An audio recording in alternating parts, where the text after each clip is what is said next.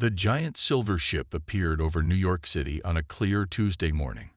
Smaller than the moon, but larger than any human structure, it hung silent in the blue sky. People stopped in the streets, eyes wide. Phones held up to record what everyone knew was first contact with aliens. Dr. Elena Reyes watched from her office window at the Xenobiology Research Center. After years studying possible alien life, the moment had arrived. Her heart beat fast as she grabbed her research tablet. "They're actually here," she whispered. 3 days later, the world learned the aliens called themselves the Voraks. Standing 9 feet tall with hard outer shells like insects and 4 arms, they looked nothing like humans. Yet they spoke perfect English through their translation devices. "We come in peace," the Voraks leader, Commander Krutak, said in the first worldwide broadcast. "We wish to share technology and knowledge with our new friends." World leaders quickly agreed to set up a space station where humans and Voraks could meet and exchange ideas. Dr. Rice was among the first scientists chosen to work with the aliens. On her first day aboard the station, Elena noticed something odd. The Voraks watched humans with cold, calculating eyes. They measured everything. How fast humans walked, how they picked up objects, how they reacted to sudden noises. "I'm not sure they're being honest with us," Elena told Ambassador Chen one evening. "They study us like we're lab animals, not equals." Chen laughed. "You're being paranoid, Doctor. They've given us medical technology that's already saving lives on Earth." But Elena couldn't shake her feeling. At night, she secretly recorded Voraks conversations and ran them through her own translation program, not the official one the aliens had provided. What she heard chilled her blood. "Humans show all signs of herbivore species," one Vorak scientist said. "Flat teeth, group-based social structure, no significant natural weapons.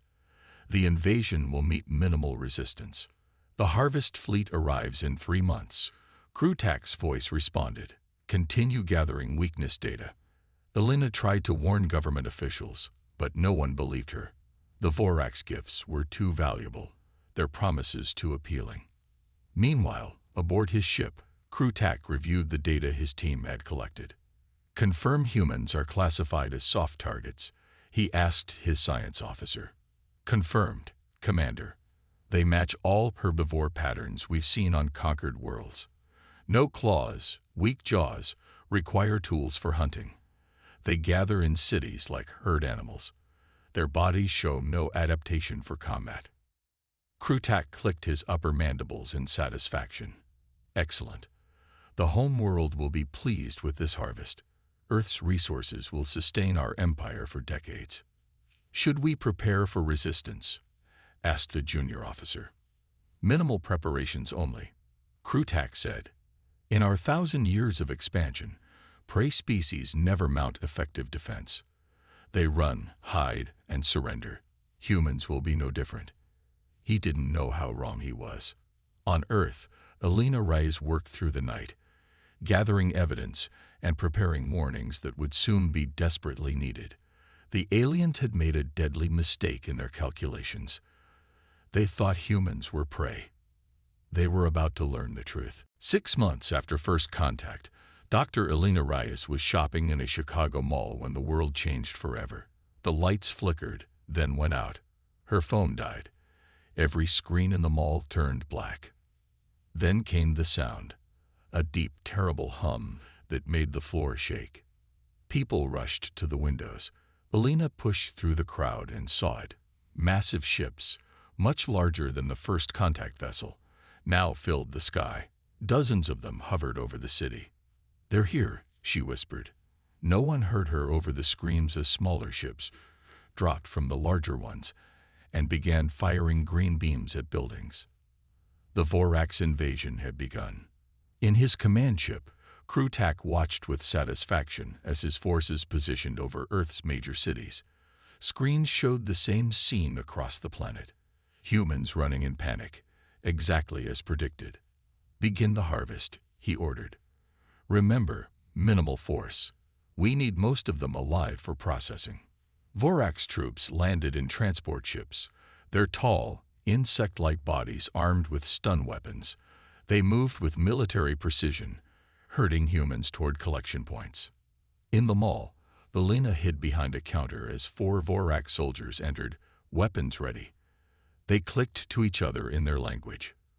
"Herd them toward the east exit," the leader said. Elena understood thanks to her secret translation work. The aliens began rounding up shoppers, pushing them with the ends of their weapons. A mother clutching her child tripped and fell. A Vorax soldier kicked her. Something unexpected happened then. A man in a security guard uniform tackled the alien who had kicked the woman. 3 more men, ordinary shoppers, jumped into the fight. One grabbed a metal sign and swung it like a bat, cracking the alien's exoskeleton. The Vorax soldiers fired their stun weapons, but more humans joined the fight. A woman threw hot coffee at an alien's face sensors. A teenage boy used his skateboard as a shield, then slammed it into an alien's legs. Elena watched in shock as ordinary people fought back with whatever they had. The aliens were bigger and had weapons, but they seemed confused by the resistance. One alien went down, green blood oozing from its cracked shell. Then another. The remaining 2 backed away, then turned and ran. The humans cheered. All across Earth, similar scenes played out. In New York, construction workers used tools against the invaders. In Tokyo, a cadet class ambushed Vorax troops. In Rio, soccer fans armed with bottles and flares drove aliens away from a stadium. Krutak stared at his screens in disbelief as reports flooded in. Vorax casualties were mounting. This was impossible. "Commander," his second-in-command reported, "we're facing unexpected resistance. Humans are fighting back. Effectively. Impossible." Krutak slammed his clawed hand down. "They're herbivores. Check your data again." "The data was wrong," the officer said quietly. "Look." The screen showed footage from London. A Vorax soldier cornered a human female. Instead of cowering, she smashed a bottle and slashed at the alien's eyes. When it fell, other humans swarmed it, taking its weapon. "What kind of herbivore does that?" the officer asked. For the first time in his career, Krutak felt fear. Something was very wrong with their understanding of humans. On the ground, Elena joined a group of survivors heading for the mall exit. "They didn't expect us to fight back," she told them. "And that's exactly what we're going to do." 2 weeks after the invasion began, Captain Marcus Rivera led his small team through the empty streets of Seattle. Once a Special Forces soldier, now he commanded a group of survivors who refused to be captured. "Movement ahead," whispered Sarah, a former police officer. 3 Vorax patrolling. Marcus signaled his team to take positions. They had learned quickly that while the aliens were larger and stronger, they had weaknesses. Their vision wasn't good in low light. They moved in straight lines. Most importantly, they didn't expect tricks. "Remember," Marcus said quietly, "hit fast, hit hard, then disappear, just like we practiced." The team set their trap. A broken bicycle lying in the street, a child's toy that made noise when moved. Simple things, but effective. When the Vorax patrol stopped to examine the bicycle, Marcus's team attacked from 3 directions. The fight lasted less than a minute. Soon, the humans had 3 more alien weapons and communication devices. "Good work," Marcus told his team. "Let's get back to base before their friends come looking." Their base was a school basement where 30 survivors had gathered. Among them was Dr. Elena Reyes, who had made her way north after escaping Chicago. Elena studied the alien technology they had captured. "Their communication system is simple once you understand it," she told Marcus. "They never expected us to use their own tech against them." Across the planet, similar resistance groups were forming. Humans, it turned out, were very good at adapting to fight. Meanwhile, aboard the Vorax command ship, Science Minister Zex Trey carefully cut open the body of a dead human soldier. The alien scientist was troubled by what he found. "Commander Krutak," he reported, "I've completed my examination of the humans. Our initial classification was wrong." Krutak clicked his mandibles angrily. Explain. Look at these teeth. Zextroy pointed to the human's mouth.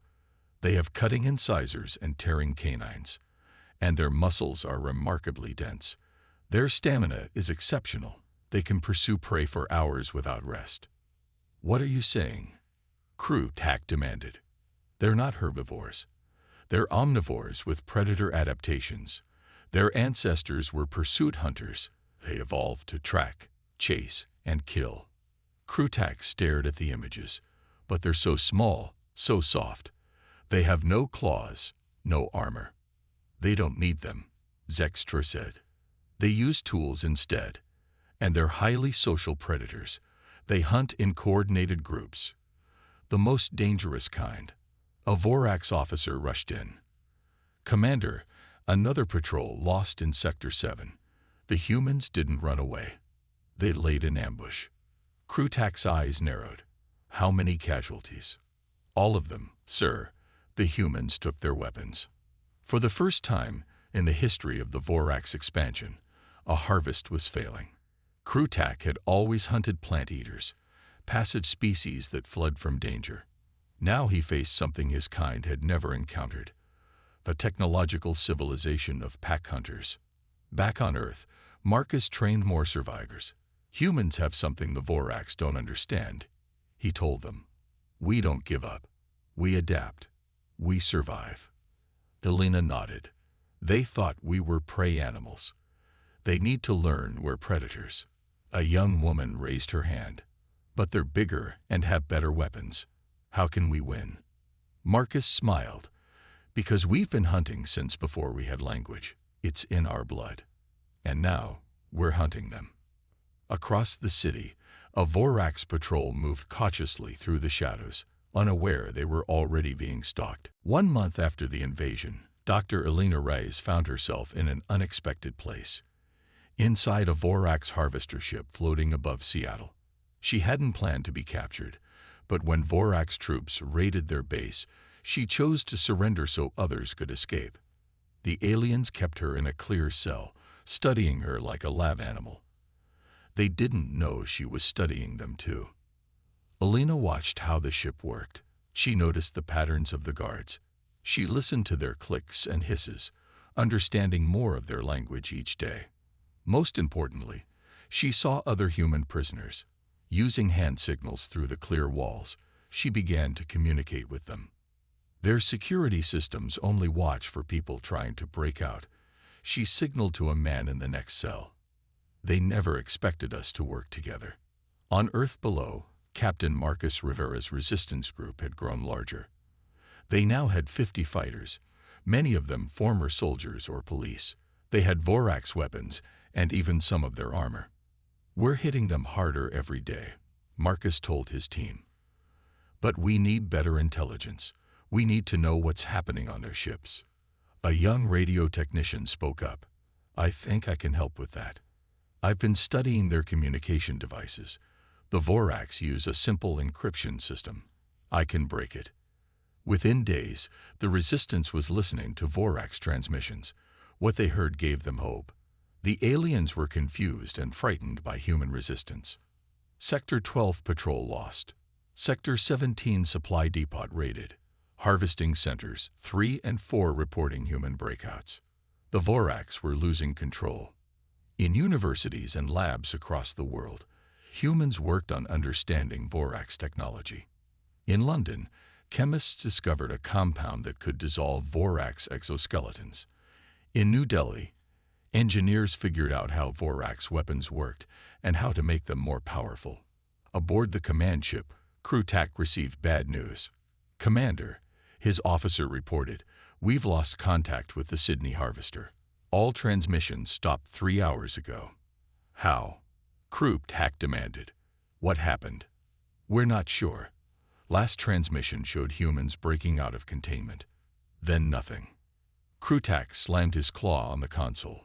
This is impossible. No species has ever fought back like this. We've harvested 37 worlds without this level of resistance. The science minister spoke quietly. None of those species were apex predators. Humans are different. They don't just run or hide. They hunt us now. On the Seattle Harvester, Alina's plan was ready. For weeks, she had been watching a guard who seemed careless. Today, when he brought food, she pretended to be sick. When he entered her cell, she struck, fast and precise. The guard went down, and Alina took his communication device. With it, she unlocked other cells. Within an hour, 200 humans were free and moving through the ship. They had no weapons, but they had something the Voraks couldn't understand: the burning desire to fight back. Alina led them to the ship's control room. "Remember," she told them, "they're bigger and stronger, but they're confused by our aggression. They don't understand why we don't just give up." The humans charged into the control room. The battle was fierce but quick. Soon, Alina stood at the ship's main console. "Now," she said, looking at the earth below, "we send a message to every resistance group. The Voraks aren't invincible. They can be beaten." For the first time since the invasion, humans had taken control of a Vorak ship. The turning point had arrived. 3 months into the invasion, the Voraks were losing. Their reports showed the impossible. Almost 40% of their invasion force was gone. They controlled less territory than they did during the first week. Captain Marcus Rivera's resistance forces had joined with the military and other groups around Seattle. When they heard that Dr. Alina Reyes had taken control of a harvester ship, they cheered. "We need to meet with her," Marcus told his team. "She has information that could help us win this war." Using the communication codes they had broken, Marcus sent a message to Alina's ship. They arranged a meeting at an abandoned airfield outside the city. When the harvester ship landed, Marcus felt his heart beating fast. He had 20 armed fighters with him, but the ship was massive. If this was a trap. The ship's door opened. Alina walked out, followed by former prisoners now armed with Vorax weapons. "Captain Rivera," she said, shaking his hand. "I have something you need to see." Inside the ship, Alina showed Marcus what she had found: detailed files on the Vorax species and their empire.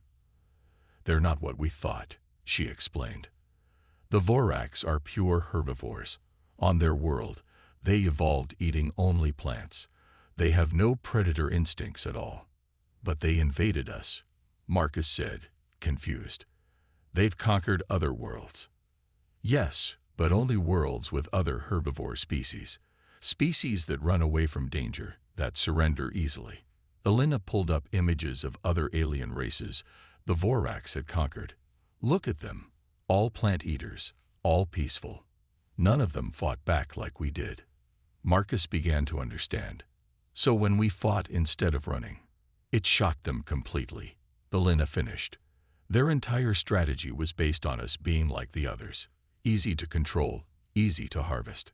But Alina had found something even more important. The Vorax homeworld was running out of resources. They were desperate. Earth was supposed to be an easy conquest to save their dying civilization. While they talked, a Vorax prisoner was brought in. The alien had been a high-ranking officer before being captured in a raid. "Is this true?" Marcus asked it. "You thought we would just give up." The Vorax clicked its mandibles nervously. "All other species did. None fought like you. None kept fighting after being hurt. None hunted us back." "That's what humans do," Marcus said. "We survive. We adapt. We fight." "Your species terrifies us," the Vorax admitted. "You don't know when to surrender. You keep coming. Even when outmatched, you attack. No herbivore does this." "Only." It stopped, unwilling to finish. "Only predators," Alina finished. "That's what you didn't understand about us. Humans evolved as hunters. When threatened, we don't just run away. We fight back." The revelation was spreading across the Vorax fleet. Reports from all over Earth showed the same thing. Humans weren't behaving like any species they had encountered before. In his command ship, Krutak faced a terrible truth. His empire had never fought a predator species before. They had no strategy for it. No defense against a species that refused to accept defeat, that adapted quickly, that worked together to hunt their hunters. For the first time, the Voraks understood what they were facing. Humans weren't prey.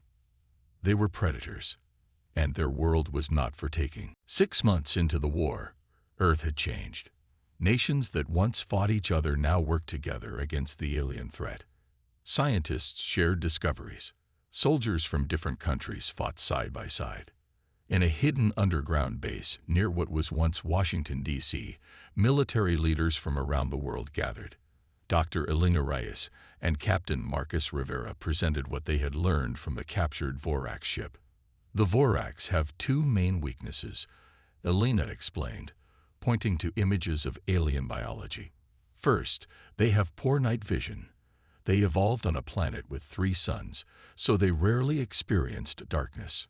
Second, Marcus continued, they have very little stamina. As plant eaters, they never needed to chase prey or run from predators.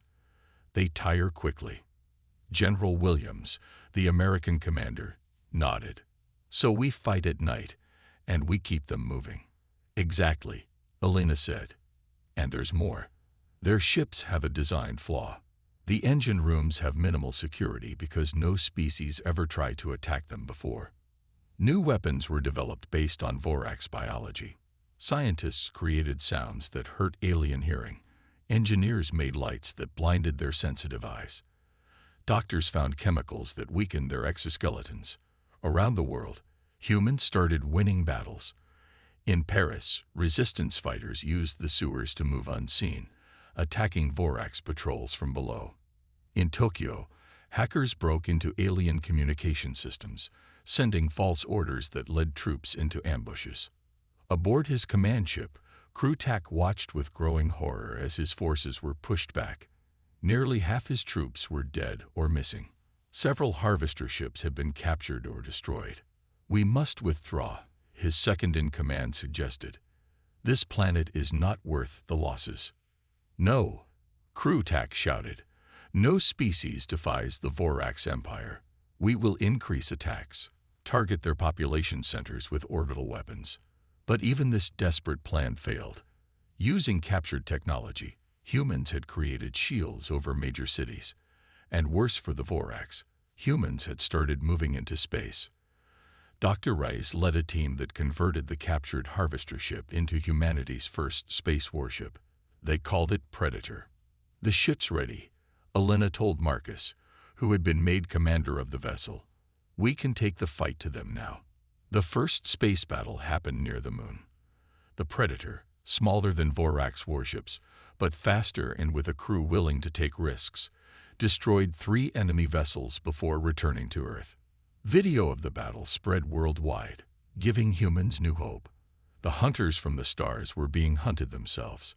In Cape Town, South Africa, a Vorax ground commander named Zexvol was cornered with his troops in a damaged building.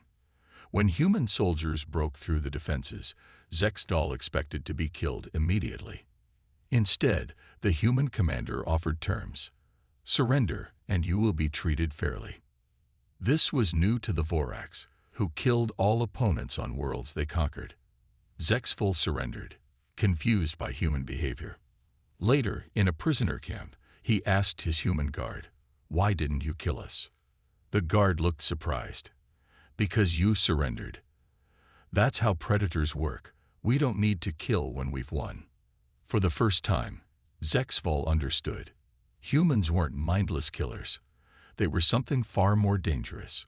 Predators with mercy, hunters with rules. And the Vorax had never been prepared for that. 9 months after the Vorax invasion began, humanity was ready for its biggest move yet. In orbit around Earth, the massive Vorax mothership still commanded the alien fleet. If humans could capture it, the war might end quickly. "This is our chance," Captain Marcus Rivera told the gathered soldiers. He now commanded 5 ships built from captured Vorax vessels. Dr. Reyes has found a way into the mothership. Elena stepped forward, showing a 3D map of the giant alien vessel. Their main docking bay has a security weakness. They never imagined anyone would attack them directly in space. Soldiers from 20 different countries made up the assault team. They wore armor made from Vorax materials and carried weapons designed to work against alien biology. "Remember your training," Marcus told them. "Move fast. Stay together. Use their weaknesses against them." The attack began at night, when most Vorax were at their weakest. 5 human ships approached the mothership, pretending to be returning alien vessels. By the time the Vorax realized the trick, humans were already boarding. Elena led the technical team. Their job was to reach the ship's control center and take over its systems. Marcus led the fighters who would clear the way. The Vorax were shocked when humans burst into their ship. They had never faced a direct attack like this. The aliens fought back, but they were confused by human tactics. Humans moved in small teams, using the ship's air ducts to bypass defenses. They attacked from multiple directions at once. When faced with superior numbers, they would disappear, only to attack again from a different direction. "They're everywhere," a Vorax officer shouted into his communicator. "They don't fight like normal enemies." In the command center, Krutak watched in horror as humans advanced deeper into his ship. "How do they keep coming? We kill some, but the others don't run away." His science officer shook his head. "That's what makes them predators, Commander. When pack hunters attack, losing some members doesn't stop them. It makes the survivors more determined." After 3 hours of fighting, Marcus and his team reached the engine room. Elena's technical group had hacked into the ship's systems, turning off life support in sections filled with Vorax troops. "We're almost there," Marcus told his soldiers as they approached the command center. One final push. The battle for the command center was fierce. Krutak and his officers fought desperately, but humans had learned to fight Vorax. They used flashing lights to confuse alien eyes. They made high-pitched sounds that disrupted Vorax communication. Finally, Marcus faced Krutak directly. The alien commander was bigger and stronger, but Marcus was faster. When Krutak lunged forward, Marcus dodged and struck at the weak points in the alien's exoskeleton. Krutak fell to his knees. "How?" he asked. "How did prey species defeat us?" Marcus stood over him. "That was your mistake from the beginning. We were never prey. On our world, we were always the apex predator." As human soldiers secured the command center, Elena accessed the ship's navigation system. For the first time, humans saw maps of Vorax territory and the location of their homeworld. The mothership was theirs. The hunters had become the hunted. And now humanity had the stars within reach. 1 year after the Vorax first appeared in Earth's skies, everything had changed. Humans now controlled most of the alien ships. They had learned to use Vorax technology and had made it better. The few remaining alien forces were trapped in isolated areas, fighting losing battles. In what was once the Vorax mothership, now renamed Humanity's Hope, world leaders gathered to make a historic decision. "We know where their homeworld is," General Williams said, pointing to star maps taken from the ship's computers. "We could attack them there." Dr. Elena Reyes shook her head. "That would make us no better than them. They invaded us because they were desperate. Their planet is dying."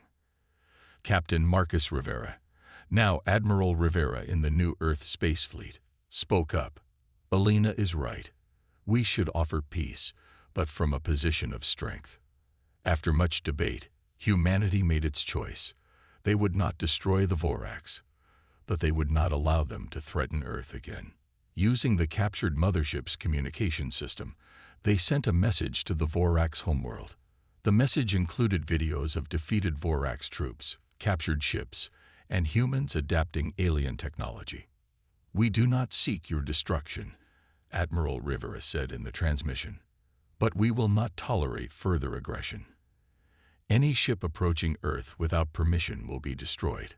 On the Vorax homeworld, the High Command watched the message in stunned silence. For 1,000 years, their empire had expanded by conquering weaker species. Now, for the first time, they had been defeated. How could this happen? The Vorax Emperor demanded. They were supposed to be simple herbivores. The reports from Earth had finally made it clear. Humans were different from any species they had encountered before. They had the intelligence to build a technological civilization, but they also had the instincts and abilities of apex predators. Meanwhile, using Vorax star maps, humans began to explore nearby solar systems. They discovered something surprising. Most intelligent species in the galaxy were like the Vorax, evolved from plant eaters. Predator species rarely developed advanced technology because they often destroyed themselves in conflicts.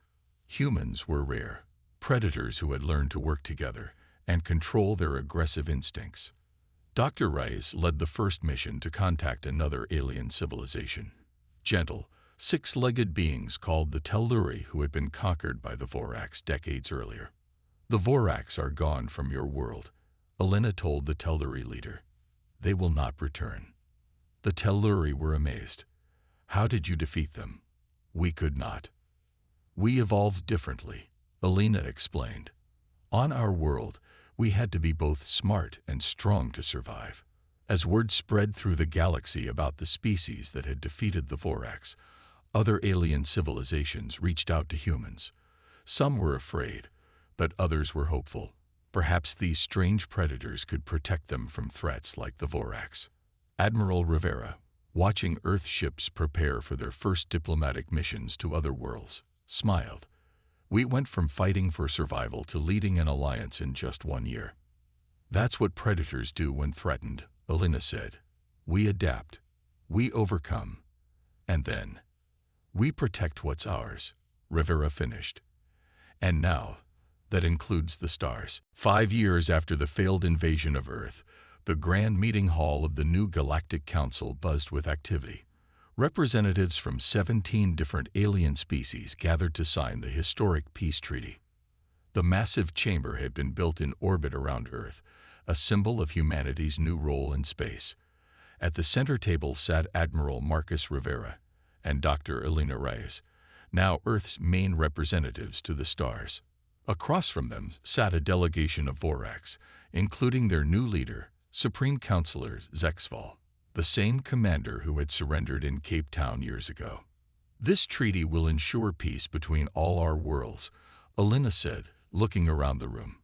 "No species will conquer another. All will have the right to develop without fear." The Vorax delegation shifted uncomfortably. Their once mighty empire was now restricted to their home system. The species they had conquered were free, many now members of what humans called the Protected Worlds Alliance. HFY spoke, his translator making his clicks and hisses understandable to all. "The Vorax accept these terms. We have learned our lesson about expansion without understanding."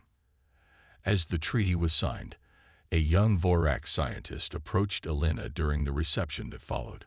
Unlike the others who still showed fear around humans, this one seemed curious. "Dr. Reyes," she said, "I have studied your species since the war. There is something I don't understand." "What is that?" Alina asked. "How did a predator species achieve peace among themselves? In our evolutionary studies, predators usually destroy themselves in conflict before reaching the stars." Alina smiled. "That's the question, isn't it? Humans fought countless wars among ourselves. We nearly destroyed our world several times, but we learned something important along the way." She looked out the window at Earth shining blue below them. "The same instincts that make us dangerous. Our drive to hunt, to protect territory, to fight for our group, also give us the ability to protect others. We channel our predator nature into defending rather than conquering." The young Vorax seemed fascinated. "So you became predators who protect the herd, not hunt it." "Exactly," Alina said. "In nature, the most successful predators maintain balance. They don't destroy their environment." Across the room, Admiral Rivera was speaking with representatives from the Telluri and other former Vorax subjects. These gentle species now look to humans for protection. "Will you teach us to defend ourselves?" a Telluri asked. Rivera shook his head. "We'll protect you while you develop your own strengths. Every species has something valuable to offer. You don't need to become like us." Later, as the Earth ship carried Alina and Marcus home, They stood looking at the stars. "Do you think it will last?" Marcus asked. "Peace between such different species." Elena took his hand. "It won't be easy. We'll need to keep our predator instincts in check while still being strong enough to maintain order." "That's the challenge, isn't it?" Marcus said. "Being dangerous enough to keep the peace, but wise enough not to abuse that power." As their ship approached Earth, they could see the new defense fleet in orbit, a reminder that humans remained vigilant. The moment aliens realized humans weren't prey but predators hadn't just won a war. It had created a new future for the galaxy. Humanity's greatest strength wasn't just its ability to fight. It was knowing when to show mercy, when to protect, and when to stand guard over a peaceful galaxy.